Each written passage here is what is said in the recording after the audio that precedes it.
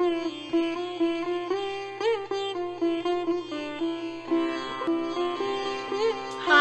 welcome back. We're actually back here on Sarah Tomlinson's YouTube channel, and we're talking to Sushma Madan, Sushma Johari Madan. Johari is actually how I know Sushma, right? Harish Johari's sister. And I was asking Sushma if today she would talk a little bit about the Mahavidyas. The Mahavidyas is a grouping of 10 goddesses, and I have been working with them for a little bit of time with my students and having my own insights. But today I wanted to see and share some of Sushma's reflections and insights about what the grouping of the Mahavidyas is really about, because she's a wise woman and I know she's got lots to teach me. So just tell me a little bit about, how you perceive or even why you're drawn to working with the Mahavidyas at this time. Okay, Ram Sarah. Thank you. Thanks to give me opportunity that I can talk to you. And thank you. And few things in our Indian culture is like that, like Gita.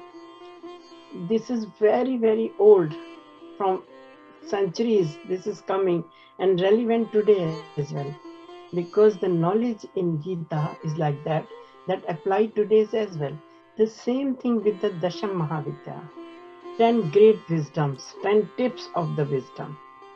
That is also very, very old, more than 40,000 years, because before the Stone Age, in Indian culture, they found a lot of sculpture, they are broken, some full, and then people saw those sculptures, and then whatever they are thinking, they have written on that. So the way of thinking of Mahavidya is like an institute. I think is like a school which teaches us how to live our life. These are 10 important tips how do we live. Like if you are asking me in a short that I can explain. So one thing I want to explain you, if one person, they don't want to go to this school, don't want to go to the college, and ask you, please give me the tip, what they teach in the school, what they teach in the college, then I will apply in my life. Very hard. Right. Because then if you go one by one, that is different things. Since childhood, I'm listening these things because I born in India, brought up in India. So from Mahavidya, and when I was 14, 15 years old, then I draw a painting of these Mahavidyas and the Tara and the Kunti, all the scriptures. And Dada explained me those days. But this time I went to Haridwar 2 years back. And then Seema took me in the temple of Mahavidya. Yeah, I've been to that one. Yeah, there are sculptures of the Mahavidyas. When I was watching them, then I feel something totally different since my childhood. And I bought a book from there, because before whatever I have listened, I follow that. Now my brain is like that if I give you an example, if you go in a building or a hospital or bank or somewhere, and if you see there is a picture like this, that a child keeping finger on lips, you will never start admiring that how beautiful it's painting. You immediately understand, oh, it means keep silence here. Right. So that is feeling in my heart. When I see something, I want to know that what they want to explain us. Their postures. Yeah. Through their accessories, what they are holding. So this time when I saw each and every goddess, then the different version is coming in my mind. So then I thought that is very relevant for these days. So Dada's book is Tools for Tantra 10 Mahavidya. So he wrote very beautifully and very detailed everything in his spiritually. But I'm explaining in the different way, in a practical way. Like if I want to give you an example of the Kali. So Ma Kali is, many people worship her, and she is very powerful goddess, and they see her tongue is outside, and she holding a butcher knife, the cleaver with the red blood, and a chopped head, the blood is coming from there, and an empty ball in her hand, and she is giving the blessing from one hand and holding one feet on the Shiva's chest. So everything is a deep institution. Everything is a deep lesson for us. And this is first Mahavidya. And she is telling us with the chopped head that this is chop your ego. And with the skeleton necklace, she is saying you chop your ego, otherwise ego will chop you. Ego will destroy you. Ego will finish you. And she is holding a cleaver, a butcher's knife with the blood. So butcher is, what butcher is saying? He is chop the animal and throw the head and peel the skin and then cut lot of pieces. And he keep the nice pieces with him, which he can sell. Otherwise, rest he throw. Right. So she is giving us the message that with this knife you analyze yourself. You chop your ego first, like animal chop the head, and then you analyze yourself that where you are wrong, where you are right, and you will know this if your habits annoying someone, your neighbor in your family, it means you are somewhere wrong. Only you know yourself very well. So you chop that ego and analyze yourself and keep your good habits to save, and the rest bad habits you throw like a waste meat. And she is holding a empty ball. Because she is holding a ball, they not shows that what is in the ball. So I assume that there is a story, you know about the Meeraji, devotee of the Lord Krishna, very big devotee. There is a story that the Meeraji was the big devotee of Lord Krishna, although she was the queen of the Chittor. But she don't want to live in the palace. She mostly sit in the temple and with the sadhu, sannyasi and monk and priest and the sages. And she always chanting about the Lord Krishna. So their relatives, their in-laws, their brother-in-law, they don't like this. They send poison to her. A ball. That drink it, and they think that she will drink it and she will die. So at least my family will not have the bad name because our daughter-in-law is like that. Right. And she drank that poison, but nothing happened because it's still singing. So it means if you are in positive mind, in very positive thinking, then negative will dissolve negative. So Ma is holding that ball, that it in your hand, that you bring the positivity in it or negativity. And because the mythological story that there was demons Rakt and Bij, their name was Rakt Bij, and they have boon from Lord Brahma.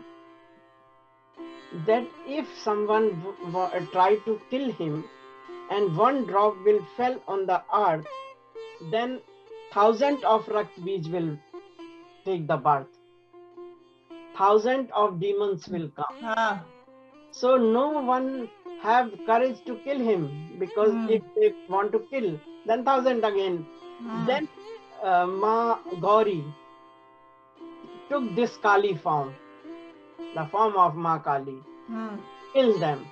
And what she done, as her tongue is outside, the red tongue. She killed and she sucked all the blood. Not a single drop go on the earth. So they finish. So the practical meaning is that if negativity start, you end immediate.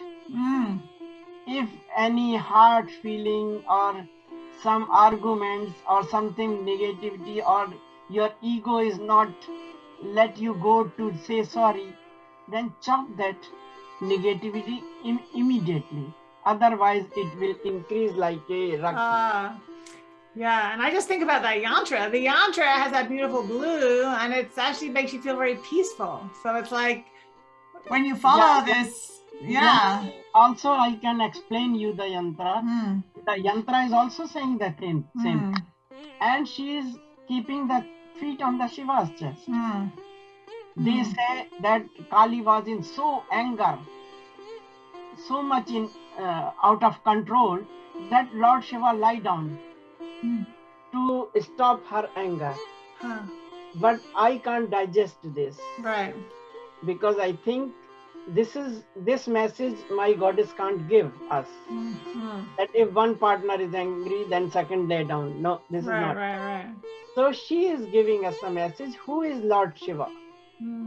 Lord Shiva is a supreme consciousness, awareness. So she is telling us that whatever circumstances, you not lose your consciousness. You should keep control on your consciousness. Any circumstances, you don't lose your consciousness, don't lose your awareness. If you are angry and you start abusing or something, no, you keep control on yourself. So the Shiva's chest she is keeping fit, it means that control on your consciousness. So this is lot of teachings. One is teaching that use power of your mind.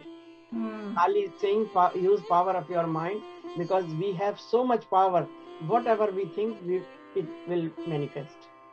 It will happen. I was thinking about the Mahavidyas. You know how there's 10? So the Kali is at the beginning, and then almost like different manifestations of this goddess energy. And so if you take us from the beginning all the way to the end, because I don't want you to, each goddess give you the different message. But what happens is, right, they all have a new tip, right? They have a different practical tip. I love the way you're getting this information by kind of listening. It's like you're really listening to the feeling, you have. And I really love that. It's like it gives us all some permission to embrace the Mahavidyas with our own feeling, right? Not always just some cerebral response. But what happens when you get to the last one, to Kamla? What's the feeling you get at Kamla? When like you finish your university, and then you have the essence of all the chapter, all the knowledge. Here, when you reach up to the Kamla, then you have 9 tips. And when you first you stop this, then second message you stop your. When you reach up to the 10, then you are in a stage of blissfulness. Some kind of completion feeling. Prosperity, and the blissfulness and calmness and well-being. That is Kamla when you the 10th stage. So this is a 10 steps, and they all are very meaningful. That's why with yantra I sketch the small goddess. So so we can see. And then explain the each line of yantra what is saying, and then you will reach on the It's amazing. This shows the new moon to the full moon. Oh, what's that? The 10 days? Yeah. So new moon means darkness to the light. You are ignorance. You are ignorant. You don't know nothing. Then Ma is telling you that if you want to do something in your life, so please leave your ego. Don't spread negativity. Stop if negativity is spreading. Try to stop immediately. If any misunderstanding, sort out immediately. Because if you leave it long, then everyone think in a different way. So do you see this as a whole passage from the new moon to the full moon, a practice of all 10 Mahavidyas? Yeah. Yeah, and so the full moon is more like Kamala. Kamala is more the fullness of the... Yeah, fullness. When means I gave you 10 tips. And when you follow all the 10 tips, then you feel so blissfulness. Kamala. Yeah, that's such a nice image. Well, there's a lot to say about the Mahavidyas, and I know you're writing a book about them, and I can't wait to see your drawings and your interpretations of them. So we're going to keep checking in about that. And I wanted to ask you one last question, which is why were you drawn to writing about the Mahavidyas now? You know, like, what is it about now? Or is it just that you were curious about them? Or was it because you went to that temple with Seema? You mean what is the use of this? Why did you personally feel like, oh, I really have to talk about the Mahavidyas? Yeah, because when I listen everyone, and my interpretation was very different. And when I teach to my students, they appreciate and they think, oh, this is the real meaning. Yeah, oh, good. These are 10 tips of the life. Right. Like if you buy any machine, anything, you have a user manual. Manual. And then you do. But we have no user manual. So our Mahavidyas are the user manual. Right. I know, they're amazing. Such valuable. And they're even called the wisdom goddesses, right? So they're the wisdom. So they're meant to be bringing wisdom to us. So one teach, she is saying how control your speech. When you are speaking, you should notice that you should think before speech. Your words should be proper. And then life is the small tips 10. Right. I'm writing. It's beautiful. So those are 10 tips. When you reach in the end, you are also the state of the Kamala. You reach in the stage of the fulfillment. Good. Okay, we're going to end with that. So I want to keep it, succinct and sweet. Thank you so much. Ram. Ram. We'll see you again soon. Yeah.